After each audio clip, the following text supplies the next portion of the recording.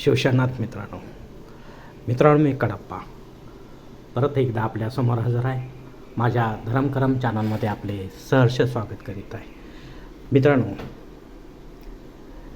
श्री स्वामी समर्थ मार्ग दिंडोरी प्रणीत या मार्गामध्ये आपल्या घरामध्ये सेवकरांना देवघर कसे असावे यासंबंधी काही महत्त्वाचे मार्गदर्शन केलेले आहे.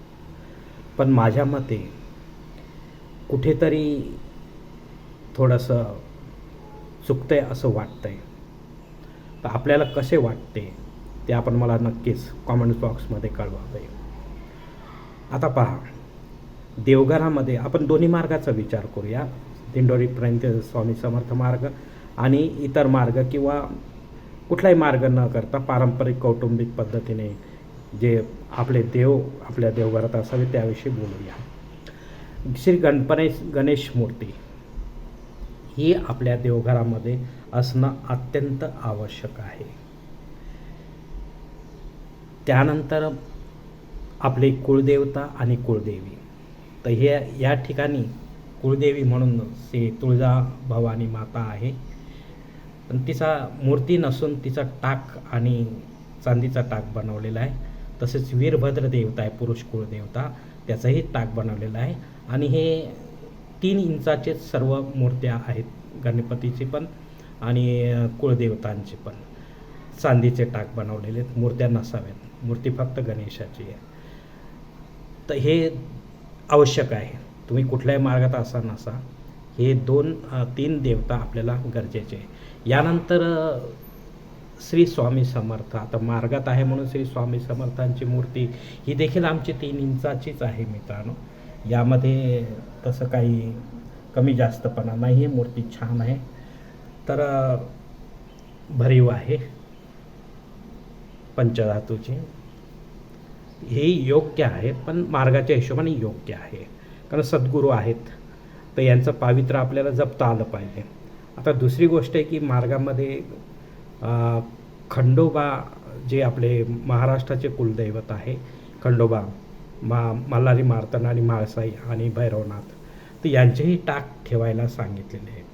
आता जर आपल्या कुळाचे कुळदेवता पुरुष आणि स्त्री दोन्ही हजर असताना ह्या 2 देवतांची तशी गरज नाही आहे, नाही ठेवायला पाहिजे. फक्त आपली कुळदेव आणि कुळदेवताच ठेवायला पाहिजे. महाराष्ट्राचे कुलदैवत जर ज्या कुटुंबाचे असतील ते कुळदैवत स्त्री आणि पुरुष त्यांनीच ठेवावे, इतरांनी ठेवू नये, असे माझे स्पष्ट मत आहे. त्यानंतर अन्नपूर्णा माताची मूर्ती आहे. आता अन्नपूर्णा माताची मूर्ती म्हटल्यानंतर ज्या घरामध्ये अन्न वाया जातं त्यांनी अजिबात ठेवू नये. ही पण 3 इंचाचीच भरीव मूर्ती आहे, पंचधातूची. पण ही माता तुळजाभवानीचंच रूप असल्यामुळे गरज नाही अन्नपूर्णा मातेची मूर्ती ठेवण्याची, काहीच गरज नाही. तरी देखील आपण इथं हे देवघरामध्ये वाढवलेली आहे. त्यानंतर भगवान श्रीकृष्ण. आता भगवान श्रीकृष्ण आपल्या ठीक आहे गोपाळ म्हणून, पण आपला जो मार्ग आहे, कोणा शैव पंथाचे असतात, कोणी वैष्णव पंथाचे असतात, तर त्यांनी ठेवायला हरकत नाही. शैवांनी ठेवायलाच पाहिजे असं काही नाही. गोपाळकृष्णाची मूर्ती तर ही देखील 3 इंचाची नाही, ही छोटीशी आहे. तर हिचे पण तशी आवश्यकता नाही आहे मित्रांनो, कारण गणेश कुळदेवता, इष्टदेवता आणि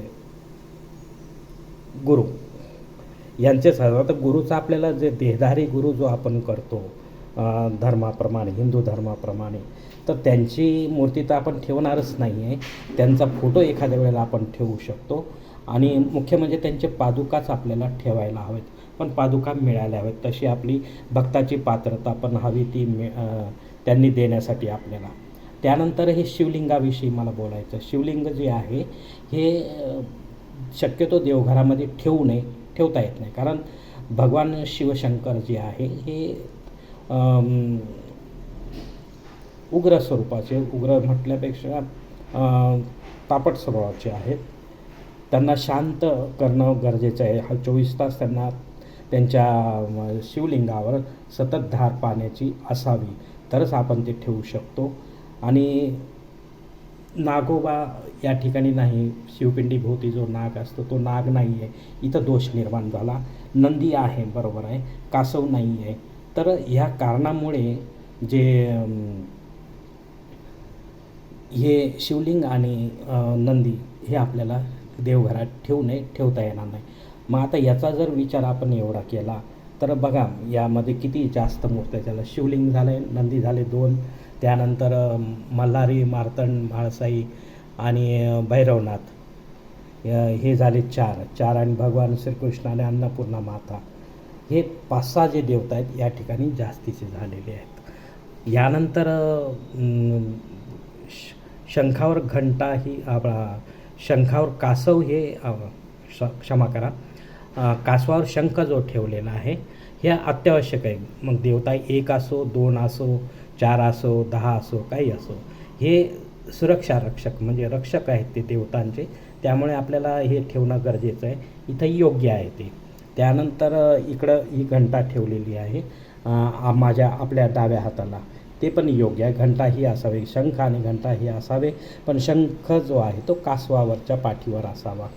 तर हे दोन्ही बरोबर आहेत. आता यानंतर बघा इथे एक यंत्र दाखवलेलं आहे, हे समर्थ लक्ष्मी कुबेरी यंत्र आहे मला वाटतं.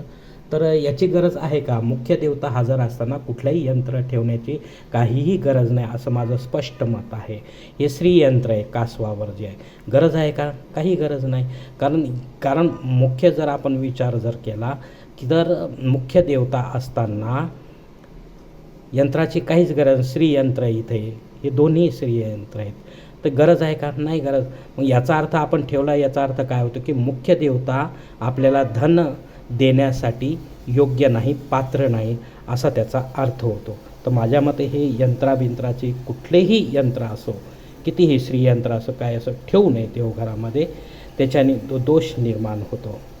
आता हे सगळं झाल्यानंतर, मूर्त्यानंतर झाल्यानंतर एक महत्त्वाचा नियम असा आहे की ह्या सर्व देवतांवर, मूर्त्यांवर आपल्याला अभिषेक घेणे क्रमप्राप्त आहे.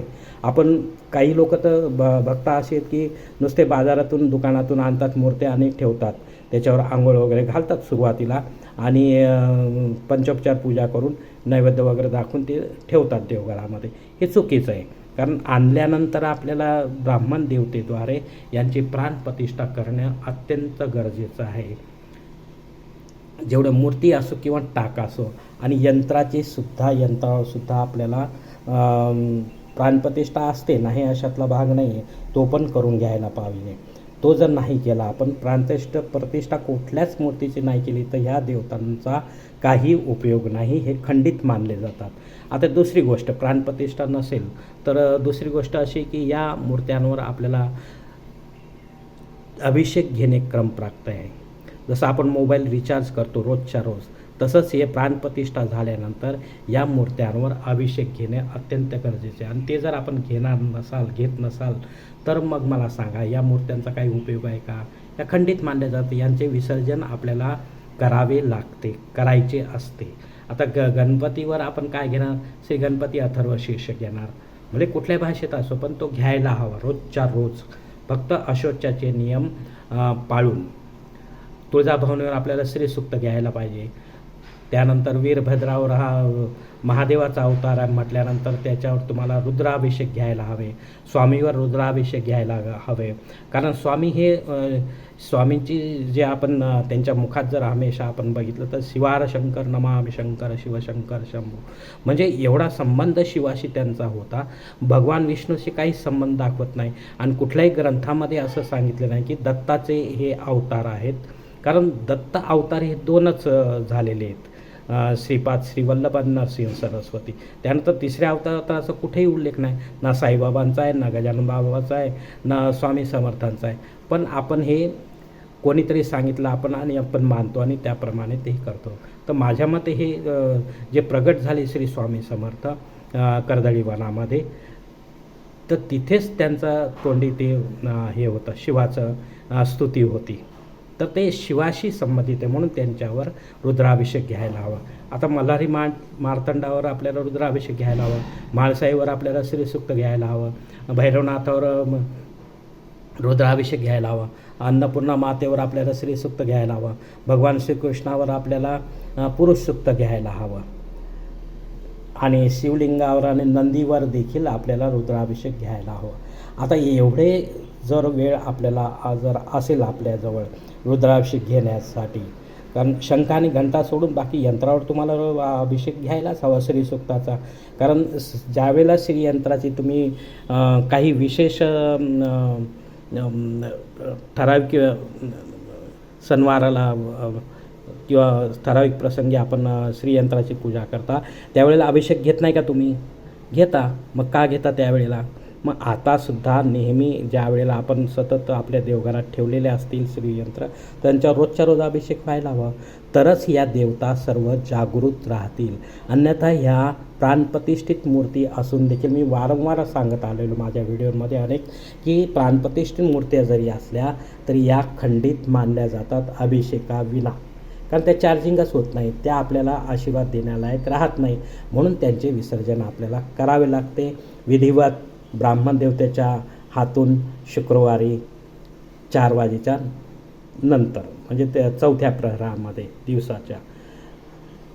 आणि हे जर आपल्याला होत नसेल तर मग मात्र आपण श्री गणेशाचा अभिषेक जर एकही आपल्याला करता येत नाही, नवऱ्या बायकोला वेळ नाही, किंवा घरामध्ये कोणी असेल त्यांनाही वेळ नाही, किंवा त्यांना आवडत नाही, किंवा ते वेळ देऊ इच्छित नाही, इतर वेळ त्यांना भरपूर आहे, भरपूर वेळ असतो, पण इतर त्यांचे काम काही असतात, टी व्ही बघत असतील, मोबाईल बघत असतील, बाहेर फिरत असतील, तर असे जे पद्धतीचे आहे, तर या अशा व्यक्ती जर घरात असतील तर मग एवढ्या मूर्त्या देवघरात ठेवणे योग्य नाही मित्रांनो. तर ह्या मूर्त्या सगळ्या मग काढणं अत्यंत गरजेचं आहे. त्यापेक्षा तुम्ही मूर्त्यांऐवजी तुम्ही फोटो ठेवा. आपले धर्मशास्त्र सांगतं. मग गणेशाचा फोटो ठेवा, श्रीमंत दगडूशेठचा, तो तुम्हाला चांगला आशीर्वाद देईल. माता तुळजाभवानीचा फोटो ठेवा, वीरभद्राचा फोटो ठेवा, स्वामींचा फोटो ठेवा.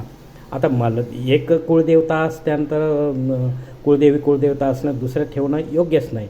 म्हणून हे एवढंच, गणपती, कुळदेवता, कुळदेवी, श्री स्वामी समर्थ, आणि तुमची इष्टदेवता जी असेल ती इष्टदेवता, आणि गुरु, म्हणजे 2 फोटो अजून वाढते. मग 4 आणि 2 6 फोटोंचीच आपल्याला गरज आहे. आणि शंख आणि घंटा मात्र आपल्याला ठेवायला पाहिजे मूर्त्या स्वरूपामध्ये. तर त्यांच्या बाजूला आपण ते ठेवू शकता मित्रांनो. एवढ्या पायऱ्यांची गरजही नाही. आता ही 1 2 3 4 पायऱ्या आहेत, काहीच गरज नाही.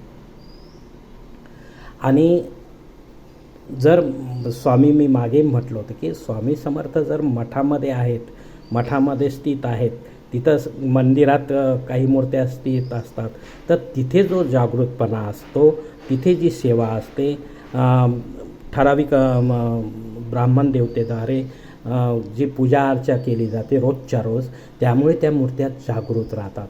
तसं आपल्या देवघरामध्ये राहतच नाहीत. देवघरामध्ये आपण ते पाळू शकत नाही, करू शकत नाही. कारण आपण स्वतः म्हणतो आपण की नाही बोला आपण काय ब्राह्मण नाही, काही नाही, नसू देत, पण सुचिरभूतपणा पाळून आपण जर या देवतांना जागृत ठेवले तर घराचे मंदिर व्हायला वेळ लागणार नाही. आपल्याला कुठल्याही मंदिरात जाण्याची गरज पडणार नाही. फक्त कुळदेवतांचे मूळ स्थानी जाऊन दरवर्षी आपल्याला तिचा मान सन्मान करायला हवा. आणि घरच्या घरी तुम्हाला मग घटस्थापना आहे मार्गशीर्ष मासामध्ये कुळदेवताची, पुरुष देवताची, आणि माता तुळजाभवानीची अश्विन मासामध्ये येते. तर हे तुम्हाला विशेष आता गणपती जर बसवायचं म्हटलं तर हे योग्य नाही. कारण तेवढ्या दिवशीच भाद्रपद शुक्ल चतुर्थीला फक्त एकच दिवस मातीच्या मूर्तीची पूजा करायला सांगितलेलं आहे आणि लगेच विसर्जन करायला सांगितले नदीच्या काठी. त्यामुळे हे जे लोकमान्य टिळकांनी जे काही आपल्या डोक्यामध्ये खूळ घातलेलं आहे, हे अत्यंत प्रचंड प्रमाणामध्ये पसरलेलं आहे समाजामध्ये. तर हे चुकीचं आहे माझ्या मत. त्यावेळेला गरज होती लोकांना एकत्र आणण्याची, चळवळ उभी करण्याची इंग्रजांच्या विरोधात. आता तसं काहीच नाही आहे.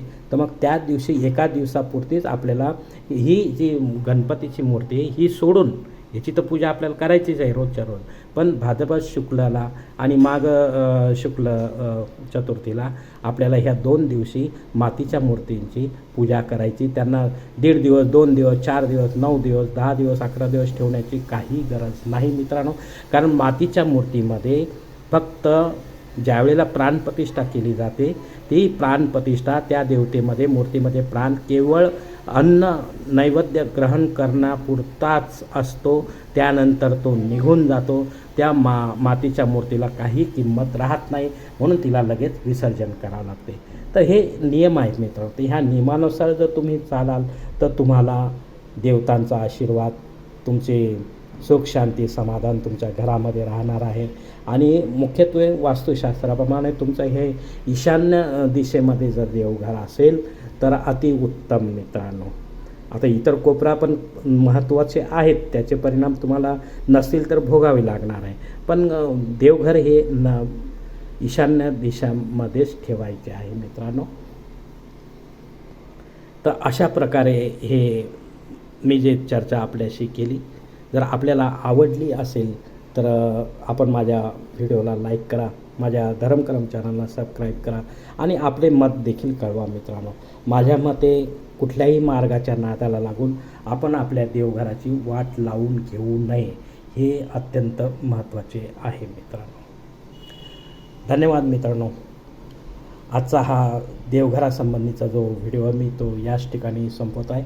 आपण जर माझ्या मतास सहमत असाल तर कृपया माझे धर्मकरम चॅनल सबस्क्राईब करा, लाईक करा, आपले कुटुंब मित्रपरिवारासह शेअर करा. तसेच कॉमेंट्स बॉक्समध्ये आपले मत अवश्य नोंदवा आणि माझा पुढील व्हिडिओ आपल्यापर्यंत पोहोचण्यासाठी बेल बटन अवश्य दाबा. धन्यवाद मित्रांनो. काही चूकभूल झाली असल्यास बोलण्यामध्ये तर क्षमस्व.